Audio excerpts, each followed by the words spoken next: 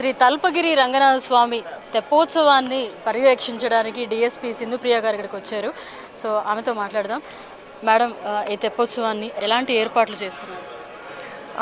ఈ తెప్పోత్సవం అనేది చాలా ఇంపార్టెంట్ ప్రోగ్రాము ఈ బ్రహ్మోత్సవాల్లో.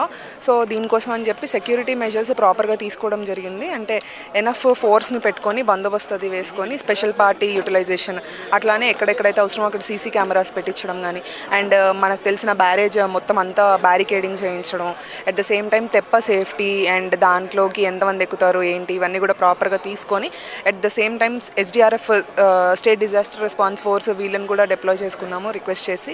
సో వాళ్ళు కూడా రావడం జరిగింది. సో ప్రాపర్గా సెక్యూరిటీ మెజర్స్ అన్నీ పోలీస్ వారి తరపున తీసుకోవాల్సినవి అన్నీ తీసుకొని ఈ ప్రోగ్రామ్ అనేది చేస్తున్నామండి. సో ముఖ్యంగా ఈ పెన్నా నది చాలా లోతుగా కూడా ఉంటుంది. సో ఎలాంటి ప్రికాషన్స్, ఎవరైనా పడిపోయినా చేసిన ఎలాంటి ప్రికాషన్స్? ఇరిగేషన్ డిపార్ట్మెంట్ వాళ్ళు చెప్పిన దాని ప్రకారమే దాని మూమెంట్ అనేది ఈఓ గారు ఎన్ష్యూర్ చేస్తారు.